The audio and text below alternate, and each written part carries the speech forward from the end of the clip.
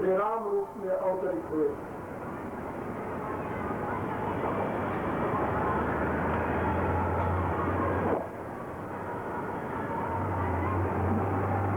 महर्षि वाल्मीकि ने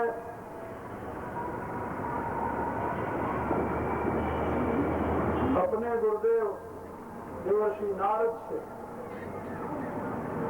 प्रार्थना की कि प्रभु आप तीनों लोकों में सदैव भ्रमण करते हैं,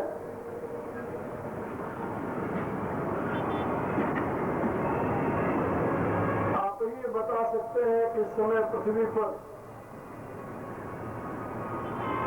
कौन ऐसा महान पुरुष है जिसको मैं अपने महाकाव्य का नायक बना सकूं।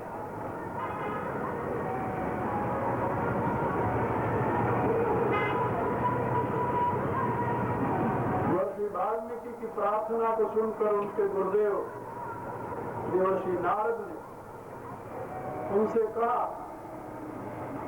इक्ष्वाक वंश प्रभो रामो नाम जनश्रुत। इक्ष्वाक वंश में उत्पन्न हुए राम नाम से जो प्रसिद्ध है, उनमें वे सारे गुण विद्यमान हैं, बल्कि उससे भी अधिक हैं जिन गुणों की तुम कल्पना कर रहे हो किसी मानव शरीर में देखने। वे राम साक्षात धर्म के स्वरूप है। समुद्रीव गांधीरो अचलो हिमवान व, समुद्र के समान वो महान गंभीर और हिमालय के समान दृढ़ निश्चयी धैर्यमान राम है। उनके असंख्य गुणों की व्याख्या नहीं की जा सकती। ये साक्षात विष्णु अपने गुरुदेव के निर्देशानुसार महर्षि वाल्मीकि ने रामायण की रचना की। रामायण एक महाकाव्य ही नहीं, बल्कि उसके संबंध में भगवान व्यासदेव ने तो यहाँ तक कहा है कि जिस समय अनंत ब्रह्मांड नायक श्रीमन नारायण निराकार से निराकार मानव रूप में अवतरित हुए, उसी समय उनके साथ ही वेद जो है वह रामायणी कथा के रूप में अवतरित हुआ, क्योंकि वेद प्रतिपादित धर्म को क्रियात्मक रूप से भगवान श्री राम ने अपने जीवन में करके दिखाया। इसलिए रामायण जो है वो वेद का ही उपरीण है, वेद की व्याख्या है, वेद का क्रियात्मक रूप को व्यक्त करता है, ऐसा भगवान व्यासदेव ने कहा। आज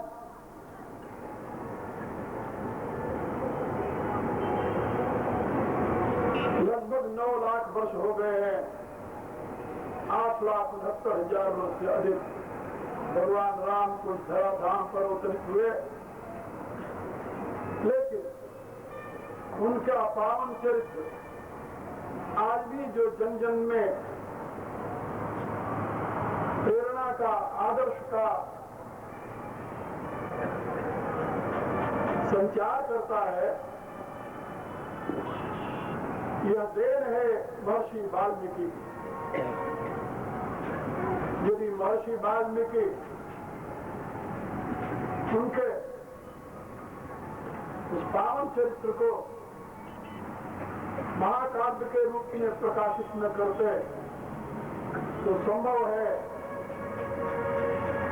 आज हम राम के विषय में पूर्णतया अनभिज्ञ होते। इसलिए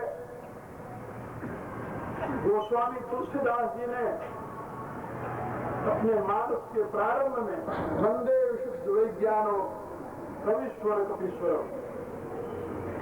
श्री सीताराम के पुण्य चरित्र रूपी वन में विहार करने वाले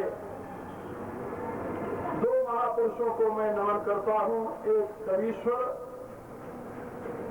भगवान महर्षि वाल्मीकि और एक कपीश्वर भगवान मारुति हनुमान। एक और कथा इस प्रकार की आती है कि भगवान मारुति ने भी राम कथा की रचना की और एक शिला के ऊपर उन्होंने पूरी रामायण लिखी। लिख करके महर्षि वाल्मीकि से कहा,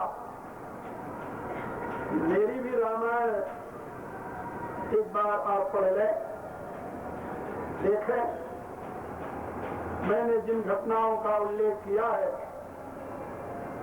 उसका मैं स्वयं साक्षी हूं।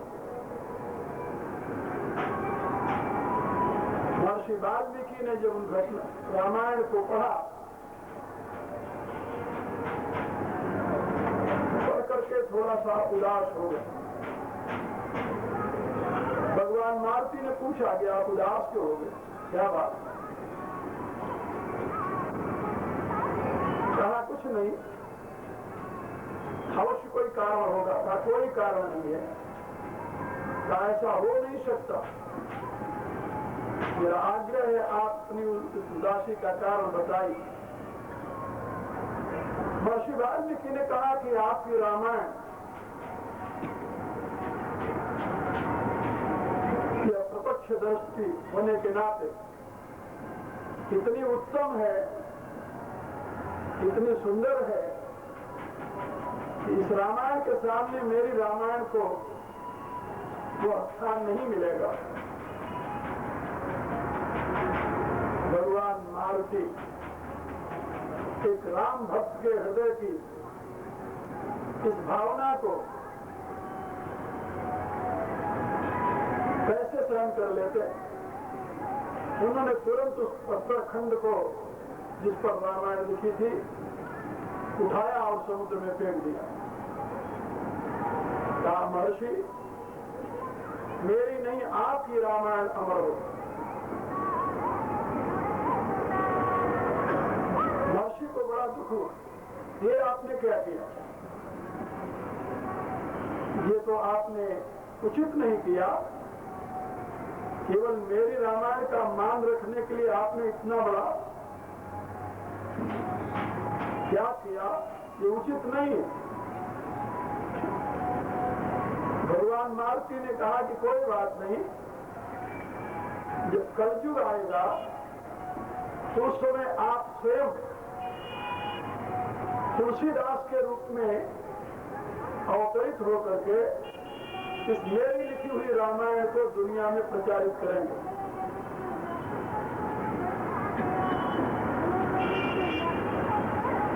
भक्त नाभादास जी ने अपने भक्तमाल में लिखा, त्रेता काव्य निबंध कियो सप्तोटि रामायण, एक अक्षर उच्चरत ब्रह्म हत्यादि परायण।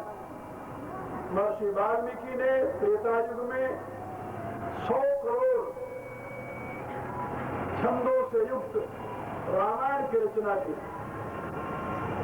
और उसमें कहा कि एक अक्षर भी यदि कोई एक अक्षरम पुंसा महापातकनाशनम, एक अक्षर भी उस रामायण का यदि कोई गान करे तो महापातक भी नष्ट हो जाते हैं। तो वाल्मीकि रामायण है 24,000 श्लोकों से युक्त। तो त्रेता काव्य निबंध कियो सप्तोटि रामायण, एक अक्षर उच्चरत ब्रह्म हत्यादि परायण। पुण्य संतन सुखदेन बहुर लीला विस्तारी, राम चरण रस मत रहत अनिस्मृतधारी। वे ही महर्षि वाल्मीकि जी पुनः संतों को सुख प्रदान करने के लिए, भक्तों को आनंद प्रदान करने के लिए इस कलयुग में तुलसी के रूप में अवतरित हुए। जो कि सदैव राम नाम में निरत रहते हैं, राम नाम में सदैव निमग्न रहते हैं। कोई संतन सुखदेन बहुत लीला विस्तारी, राम चरण रस मत रत अनिश्चित भाई, संसार अपार कुपारी, सुगम रूप नौका लिए, कई कुटिल जीवन निस्तार वाल्मीकि तुलसी भय।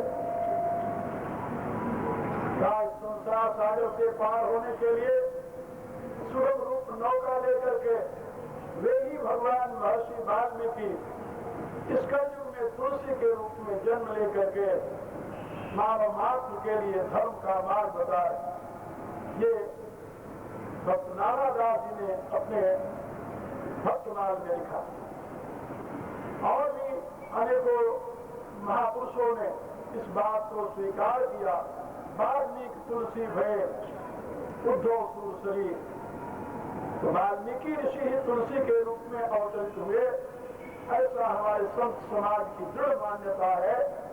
और त्रेता में उन्होंने वाल्मीकि रामायण की रचना की थी और इस कलयुग में उन्होंने रामचरितमानस की रचना करके कई कुटिल जीव निस्तार वाल्मीकि तुलसी भय, कलयुग के कुटिल जीवों के उद्धारार्थ वे महर्षि वाल्मीकि तुलसी के रूप में अवतरित होकर के मानव मात्र के कल्याण का सृजन किया।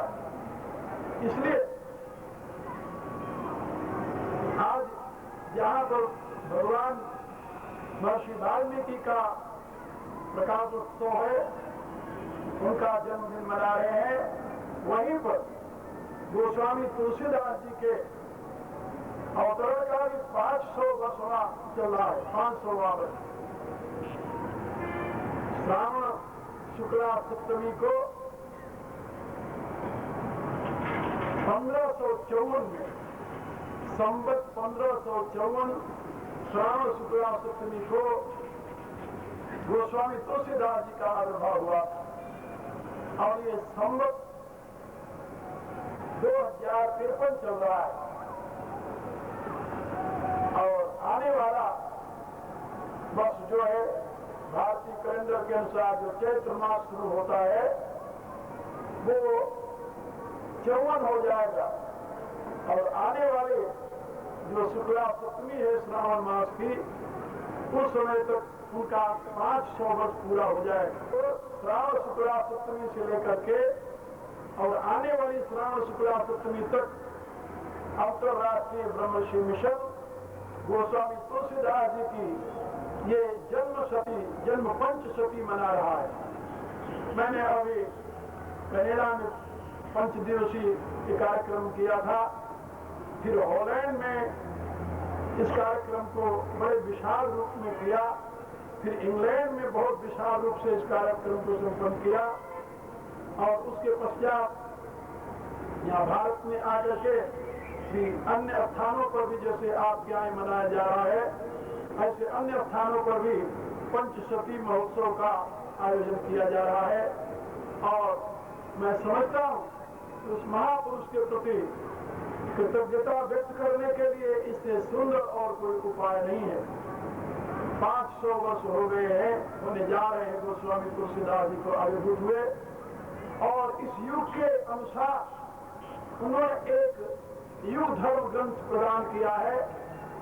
जैसा कि मैंने पहले आपको बताया कि त्रेता काल में वैदिक सिद्धांत रामायणी कथा के रूप में आविर्भूत हुआ, उसी रूप से इस कलयुग में वही वैदिक सिद्धांत रामायणी कथा के रूप में आविर्भूत हुआ, जिसको युग धर्म का करके गोस्वामी जी ने संकेत किया है। और उनका यही कथन है कि जो व्यक्ति युग धर्म का ज्ञाता नहीं है, जिसको युग धर्म का बोध नहीं है, वह सही माने में धर्मानुष्ठान नहीं कर सकता। युग धर्म क्या है? तो उन्होंने लिखा कि हर एक युग का एक अपना धर्म होता है और हम जिस युग में रह रहे हैं इस युग का भी एक अपना धर्म है और उस युग धर्म के अनुसार यदि हम आचरण करते हैं, इस युग धर्म को जान करके यदि तदनुसार आचरण करते हैं तो हमारे जीवन का विकास होगा, हम धर्मानुष्ठान से लाभान्वित होंगे।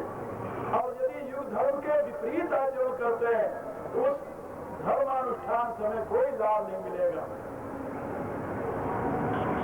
तुलसीदास जी ने अपनी रामायण में संकेत किया, बुध जुग धर्मा ज्ञानी मन माही, कभी अधर्म रति धर्म कराही। जो विद्वान लोग हैं, आचार्य लोग हैं, पंडित लोग हैं, ज्ञानी लोग हैं, वह आम जनता के लिए युग धर्म का संदेश देते हैं और वो प्रेरित करते हैं कि आप युग धर्म का अनुष्ठान कीजिए। तो ये कौन सा युग है? वो कहते हैं कलयुग है। त्रेता, द्वापर, सतयुग, इन युगों में जिस धर्म की प्रतिष्ठा रही है उसका क्रम अलग रहा है। कृतयुग सब योगी विज्ञानी, करि हरि ध्यान तरई भव प्राणी। सतयुग में सभी योगी और विज्ञानी हुआ करते थे, क्योंकि चित्त शुद्ध होने से योग की साधना होती है, विज्ञान का अनुसंधान होता है और वे लोग परमात्मा का ध्यान करते हुए इस संसार सागर से पार जाते थे। त्रेता विविधो यज्ञ नर करही, हरि समर्पी कर्म भव तरही। और त्रेता में अनेक प्रकार के यज्ञानुष्ठान के द्वारा परमात्मा की आराधना करके जीव कल्याण का भागी बनता था। जब द्वापर युग आया तो द्वापर करे रघुपति पद पूजा, नर भव तरही उपाय न दूजा। द्वापर में भगवान की आराधना करके, पूजा करके मनुष्य संसार सागर से पार होता था और इसके सिवा कोई दूसरा उपाय नहीं था। लेकिन जब कलयुग आया तो कलयुग के लिए एक अलग धर्म की व्यवस्था की गई। कलयुग केवल हरि गुण गाहा, गावत नर पावत भव था। कलयुग में केवल एक ही धर्म है, वो क्या है? एक ही धर्म एक व्रत नेमा। एक ही धर्म है, एक ही व्रत है, एक ही नियम है कि कलयुग केवल हरि गुण गाहा। परमात्मा के पावन चरित्र का गान करते हुए मनुष्य संसार सागर को पार कर सकता है। गावत नर पावत भव था। बल्कि यहाँ तक बताया गया कि सतयुग में, त्रेता में, द्वापर में जो लोग साधना करते थे उनकी अपेक्षा कलयुग की साधना ज्यादा सरल है। क्यों है? तो कहा कि सतयुग में सतयुग सब योगी विज्ञानी, करि हरि ध्यान तरई भव प्राणी। सतयुग में लोग योगी और विज्ञानी होते थे और भगवान का ध्यान करते हुए वो इस संसार सागर को तैर करके पार जाते थे। तैर करके करि हरि ध्यान तरई भव प्राणी। जब त्रेता युग आया तो उसमें भी लोग शक्तिशाली थे। त्रेता विविध यज्ञ नर करही, हरि समर्पी कर्म भव तरही। त्रेता में भी लोग शक्तिशाली थे और यज्ञानुष्ठान करके भगवान को समर्पित करते थे और इस संसार सागर को तैर करके पार करते थे। यहाँ तरही सतयुग में भी है और त्रेता में भी है। और द्वापर में भी देखिए, द्वापर करी रघुपति पद पूजा, नर भव तरही उपाय न दूजा। द्वापर में भी लोग भगवान की आराधना करके इस संसार सागर को तैर कर पार करते थे। लेकिन गोस्वामी जी ने कहा कि नहीं, कलयुग में ऐसी शक्ति नहीं है मनुष्य को इस संसार सागर को तैर करके पार करे, वो बड़ा निर्बल प्राणी होगा। कलयुग में तमोगुण की प्रधानता होती है, इसलिए मनुष्य में इतनी सामर्थ नहीं होती। हाँ, कलयुग केवल हरि गुण गाहा। कलयुग में केवल एक भगवान के पावन चरित्र का अवलंबन ले ले तो गावत नर पावत भव था। वो इस संसार सागर का था पा लेता है। था पा लेता माने पैदल इस पार से उस पार चला जाता है। तैरने की क्षमता उसमें नहीं होती कलयुगी जीव में, वो असमर्थ होता है। इसलिए बताया कि वो तो भगवान का पावन चरित्र का गान करते करते उसमें इतनी सामर्थ आ जाती है कि वह संसार सागर को पार कर जाता है, था ले चलता हुआ, यानी पैदल चल करके। और कहा इतना ही नहीं, यदि इससे भी अधिक भगवान के गुणगान से भी अधिक महिमा है भगवान के नाम की, भगवान के नाम की इससे भी अधिक महिमा है। आप भगवान का चरित्र गाते हैं या भगवान के नाम का सुमिरन करते हैं। कहा यदि नाम का सुमिरन करना प्रारंभ कर दें, उसको अपना ले तो क्या होगा, फिर तो और ही आपका रास्ता सुगम हो जाएगा, सुलभ हो जाएगा। क्योंकि नाम ले तो भव सिंधु सुखाही, नाम लेते ही संसार सागर सूख जाता है, यानी उसमें स्थायी होकर चलने की भी जरूरत नहीं होती। बिल्कुल, नाम ले तो भव सिंधु सुखाही, करो विचार सुजन मन माही। गोस्वामी जी कहते हैं कि सतयुग में, त्रेता में, द्वापर में मनुष्य को श्रम करना पड़ता था और तब वो तय करके संसार सागर को पार करता था अपने कर्मों द्वारा। और कलयुग में भगवान का पावन चरित्र गान करे तो था लेता हुआ पार हो जाए, और यदि भगवान के नाम का अवलंबन ले ले तो उसके लिए संसार सागर सूख जाता है। मेरे कहने का प्राय कि कलयुग में आपको अधिक सुविधा मिली। आप भाग्यशाली मनुष्य हैं जो कलयुग में पैदा हुए। भाग्यशाली इसलिए कि कलयुग समयुग आन नहीं, जो नर कर विश्वास, गाय राम गुण घन विमल भवतर विनयी प्रयास। गोस्वामी जी कहते हैं कि कलयुग के समान और कोई दूसरा युग नहीं है। जितनी सुविधा आपको इसमें मिली है, इतनी सुविधा अन्य युग में नहीं है। आप देखिए, शास्त्रों में पढ़िए, पुराणों में पढ़िए, तो आप देखेंगे कि हजारों हजारों वर्ष तक लोग तपस्या करते हैं तो कहीं भगवान की एक झांकी उनको मिल जाती है। और आप क्या समझते हैं कि गोस्वामी तुलसीदास जी मनुष्य रूपा के समान 10,000 वर्ष तक तपस्या किए थे? नहीं, इतनी तो उनकी आयु ही नहीं थी। आप सोचिए, क्या मीराबाई अदिति के समान 10,000 वर्ष तपस्या करने बैठी थी? नहीं। तो फिर क्या कबीर, रविदास आज जो महासंत हुए हैं, इन संतों के जीवन को देखिए, इन्होंने कौन से हजारों वर्ष तक तपस्या किया था? लेकिन नहीं, इस युग में नाम के सहारे कबीरदास जी ने स्पष्ट शब्दों में लिखा है कि हम तो बच गए साहिब कृपा से, शब्द डोरी गए उतरे पार। तो कहते हम तो शब्द की डोरी पकड़ करके संसार सागर से पार हो गए। और मीरा भी इसी प्रकार से भगवान के नाम की महिमा का गान करते हुए कहती है, मायरी मैंने राम रतन धन पायो, वस्तु अमोल दी मेरे सदगुरु कर कृपा अपनायो। तो नाम का अवलंबन लेकर के मीरा ही नहीं, तुलसीदास जी ने तो एक बहुत लंबी चौड़ी लिस्ट गिनाई है। पाई निकली गति पवित्र पावन नाम जब सुसठ बना, गणिका अजामिल व्याध गीत गजाद खलता रे घना, आधीर जवन किरात स्थल सुस्पाद अत्यघ रूप जे, कहीं नाम बारिक से पावन हो राम नमामिते। एक बार भगवान का पावन नाम स्मरण करके ऐसे घोर पतित से पतित चढ़ गए। इसलिए आप लोग सौभाग्यशाली हैं कि आप इस कलयुग में जन्म लिए हैं और बड़े सुगम रास्ते से आप अपने जीवन को सार्थक बना सकते हैं, सफल बना सकते हैं। और इसी सार्थकता के लिए गोस्वामी जी ने, जो इस युग धर्म के प्रवर्तक हैं, इस युग धर्म के लिए नई दृष्टि प्रदान की है, उनके उस महामंत्र को हृदय में धारण कीजिए, अपने जीवन का अवलंबन बना लीजिए। तो आप देखेंगे कि जैसे वेद का ऋषि ये घोषणा करता है, एतद आलम्बनम श्रेष्ठम एतद आलम्बनम परम एतद आलम्बनम ज्ञात्वा ब्रह्मलोक महीयते। यह ओम का एक परम आलम्बन है, यही श्रेष्ठतम आलम्बन है। इस आलम्बन का यदि बोध प्राप्त हो जाए तो ब्रह्मलोक को वह प्राप्त कर लेता है। उसी प्रकार से गोस्वामी जी ने इस कलयुग में राम नाम की महिमा को प्रकाशित किया। इसलिए मैं आप लोगों से निवेदन कर रहा था कि आप सौभाग्यशाली हैं, लेकिन एक बात याद रखिए, इस युग में जहाँ पर अनेक प्रकार की साधन की सुविधाएं आपको प्राप्त है, वहीं पर अनेक प्रकार के बाधक तत्व भी आपके सामने आते हैं।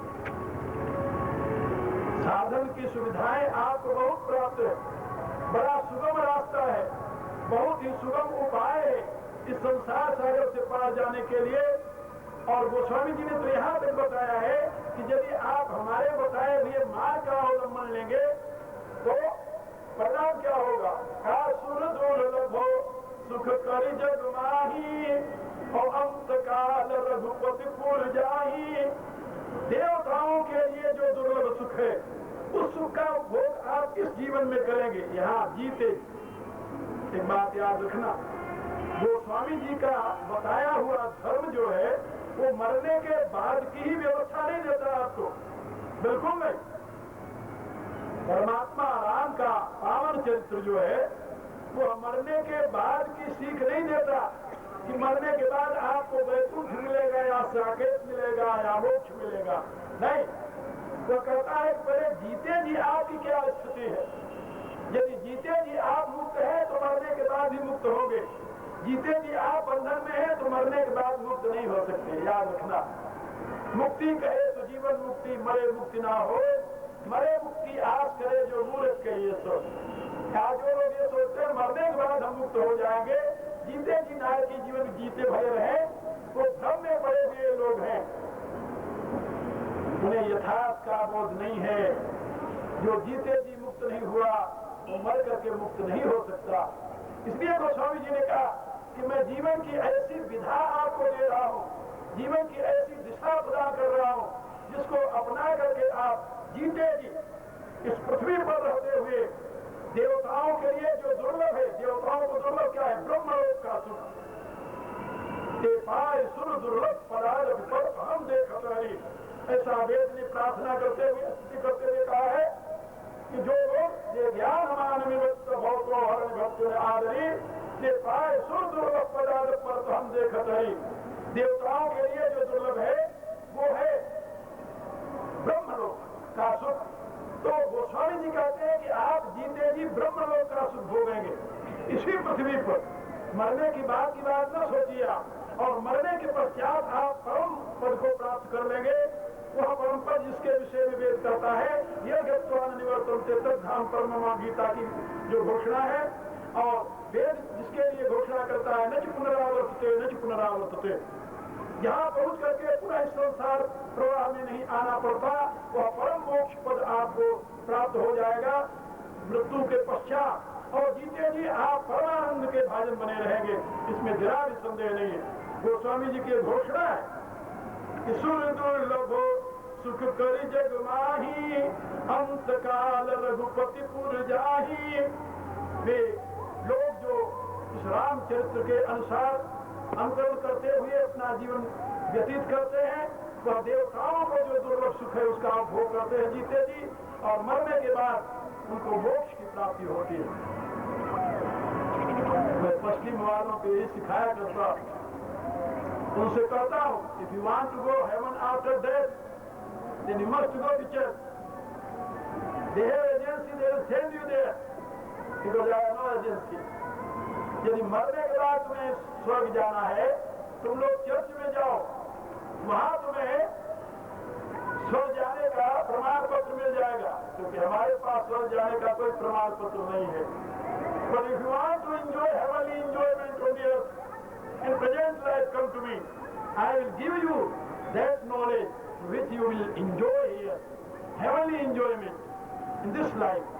यदि तुम्हें जीते जी स्वर्गीय सुख भोगना है तो मेरे पास आओ, मैं तुम्हें वह रास्ता बताऊंगा, मैं तुम्हें वह ज्ञान दूंगा जिस ज्ञान के प्रकाश में तुम इसी पृथ्वी पर रहते हुए उस दैवी सुख का अनुभव करोगे।